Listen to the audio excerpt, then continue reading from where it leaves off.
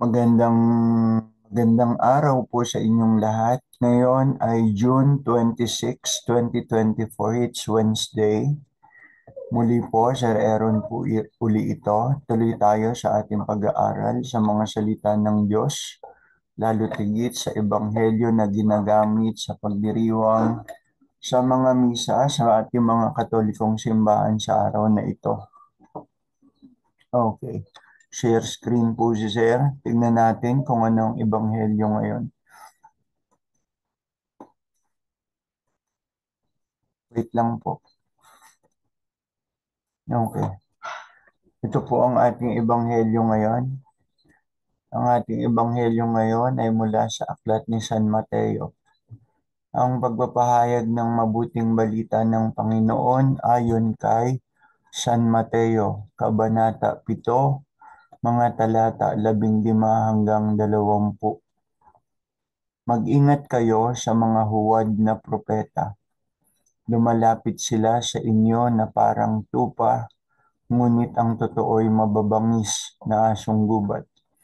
Makikilala ninyo sila sa kanilang mga gawa. Mapipitas ba ang ubas sa puno ng dawag o ang igos sa matitinik na halaman? Mabuti ang bunga ng mabuting puno, subalit masama ang bunga ng masamang puno. Hindi maaaring mamunga ng masama ang mabuting puno at hindi maaaring mamunga ng mabuti ang masamang puno. Ang bawat punong hindi mabuti ang bunga ay puputulin at itatapon sa apoy. Kaya't makikilala ninyo ang mga huwad na propeta sa pamamagitan ng kanilang mga gawa. Ang mabuting balita ng ating kaligtasan. Stop share na po ako. So, iyan po ang ebanghelyo natin ngayon. Ang ebanghelyo natin ngayon, sa ebanghelyo, malinaw na sinasabi ni Jesus na kung may mga totoong propeta, mayroon din namang mga bulaang propeta. Sinabi rin ni Jesus kung paano natin sila makikilala. Ang sabi niya, makikilala natin sila sa pamamagitan ng kanilang mga gawa. So, ang pagkilala, hindi lamang ito tumutukoy upang makilala mo kung sino ang tunay, kundi paano mo rin makikilala kung sino ang huwad. Okay, it's a double-edged sword. Makikilala natin ang tunay, makikilala natin ang bulaan sa pamamagitan ng kanilang mga gawa. Yan ang ebanghelyo natin ngayon. So, sa Hebreo, ang propeta ay hindi lamang tumutukoy sa kung ano ang ipinahihiwatig ng pantukoy na salita, propeta. Okay? Sa Hebreo, ha? Sa Hebreo, ang propeta ay mga taong binigyang kaliwanagan ng Diyos, enlightened by God, upang makapagpahayag ng mga mangyayari sa hinaharap. So, prophet can also foretell the future. Ang propeta, siya rin ay tagapagpaliwanag, interpreter. Siya'y binigyan ng lakas at kapangyarihang makapagsalita sa pangalan ni Yahweh. Isinugo siya ni Yahweh upang pahayag sa mga tao ang kanyang niloloob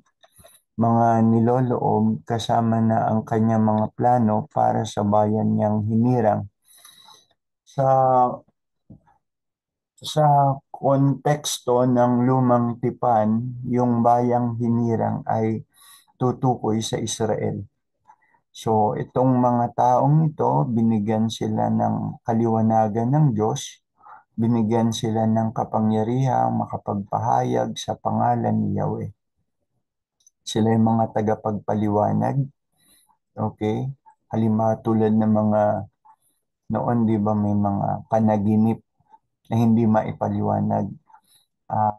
Ito nga, may mga propeta na biniyayaan ng kapangyarihan ng Diyos upang maipaliwanag kung ano mga nasa panaginip katulad ni Daniel.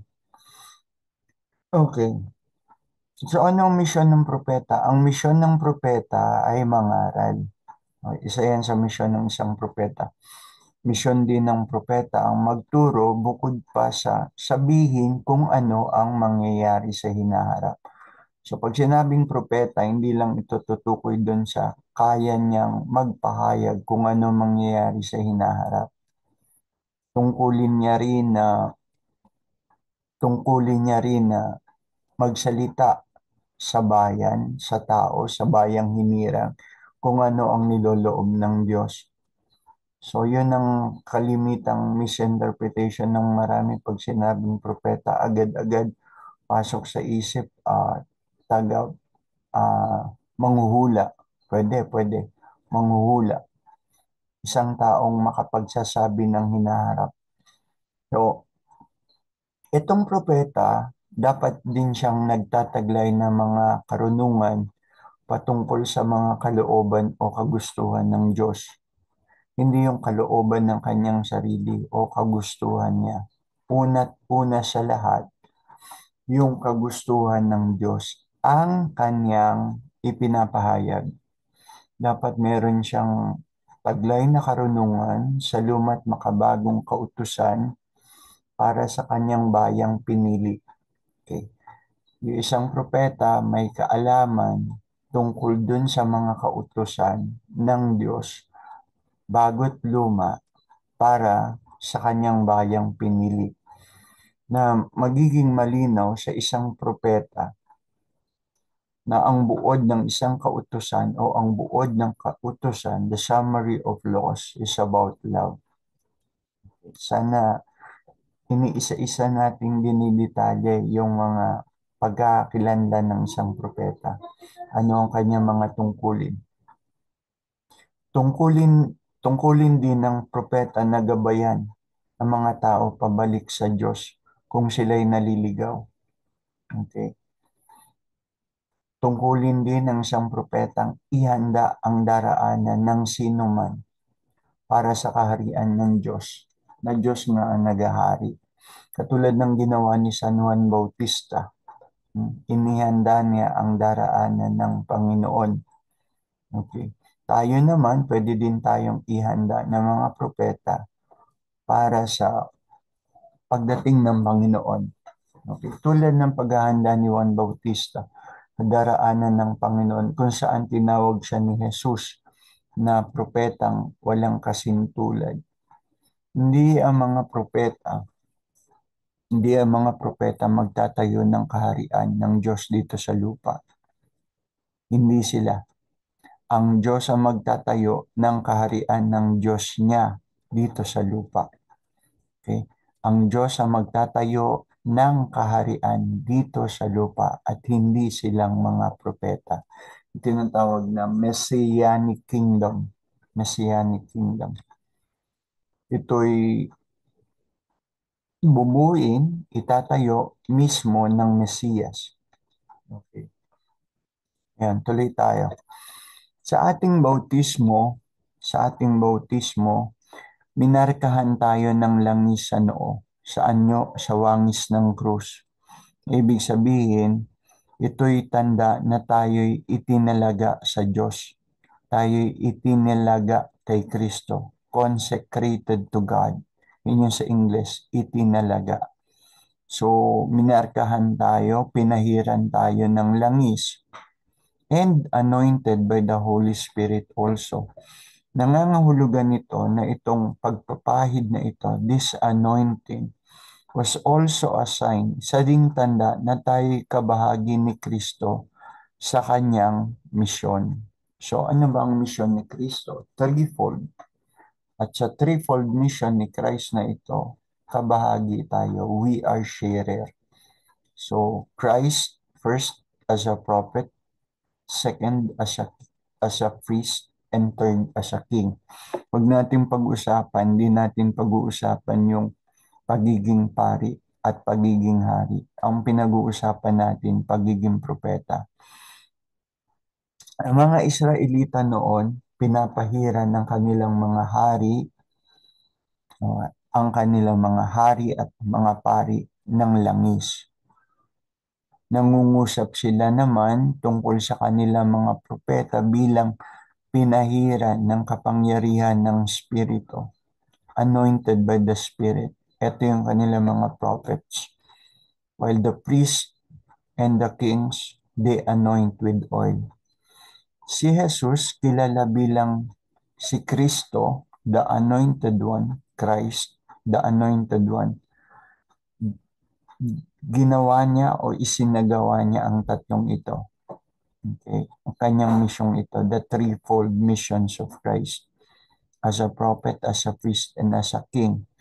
According to Luke, ayon kay Lucas, sa ministeryo ni Jesus, mababasa na si Jesus ay nagpahayag ng tungkol sa kanyang sarili. The Spirit of the Lord is upon me. Ang Espiritu ng Panginoon ay sumasa akin sapagkat ako'y kanyang pinahiran because He has anointed me to bring glad tidings to the poor. Okay.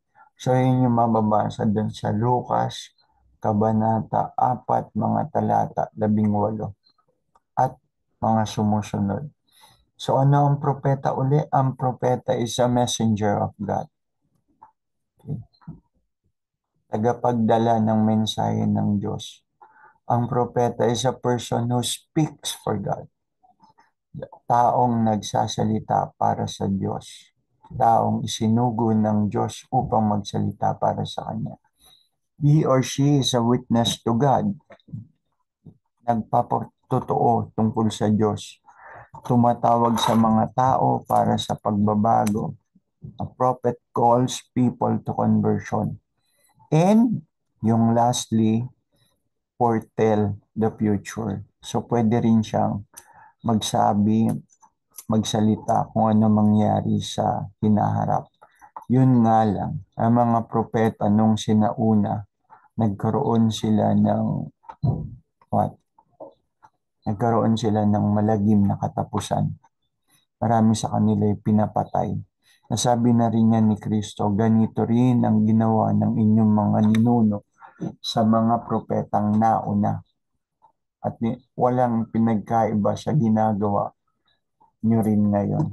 In other words, okay, in other words, again, in other words. Hindi ko lang kasi matukoy yung saktong aklat, kabanata at talata.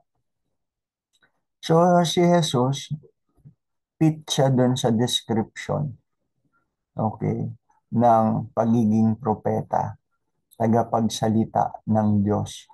Kasi siya nga mismo yung salita na nagkatawang tao.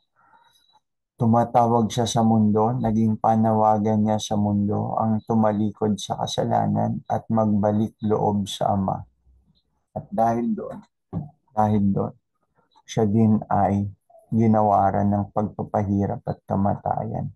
Ganito din yung sinabi niya, ganito rin ang ginawa ng inyong mga ninuno sa mga propetang nauna. Sa scripture, sinasabi ni Jesus, sa scripture, sinasabi na si Jesus ay isang propeta. Kinilala siya bilang propeta. Okay? The crowds identified him as a prophet, Jesus the prophet. Nakikita natin yan sa Matthew 21:11. Puntahan natin yung Matthew 21:11 para makita natin yung saktong salita. Matthew, wait lang po. Matthew 21:11. Puntahan po natin yung Matthew 21:11. Paano sinabi ni Jesus? Matthew 21:11. Sabi sa Matthew 20, si Jesus ang propetang taga Nazaret sa Galilea, sagot ng karamihan. Okay, yun yung nasa chapter 11. Pag binasa natin yung buong chapter 11, pupunta tayo sa chapter 11. Wait lang po. Nahanap ko.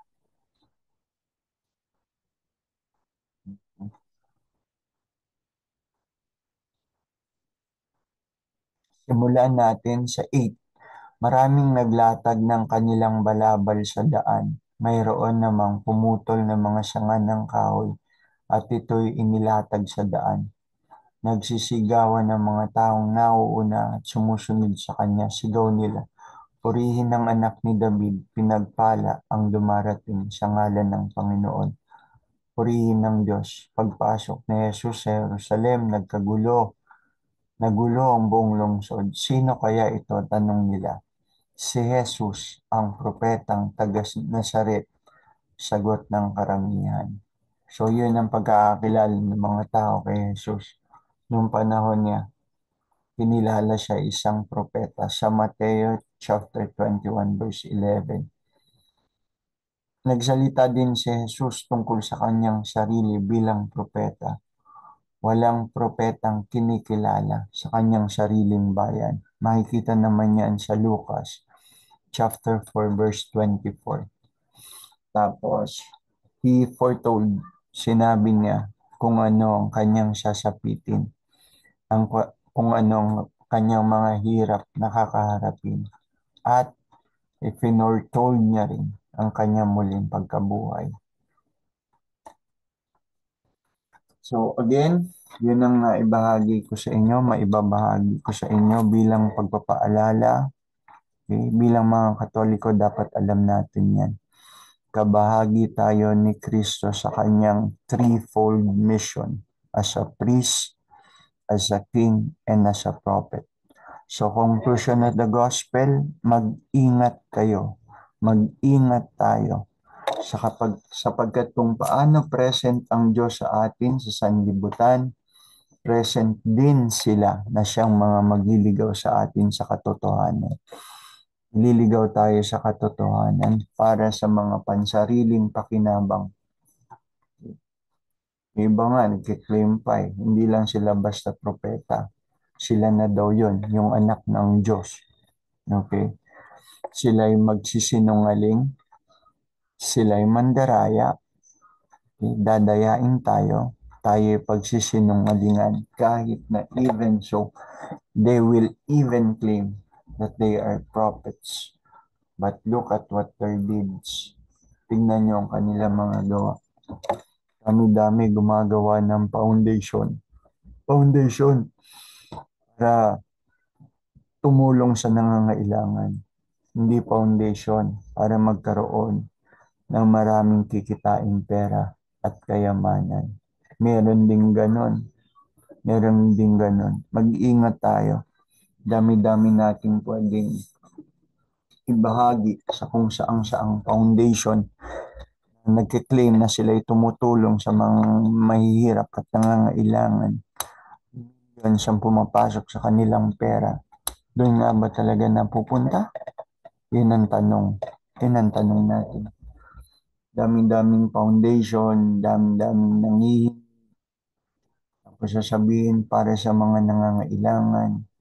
Pero yun nga ba talaga ang pinupuntahan noon ng mga perang na ibibigay?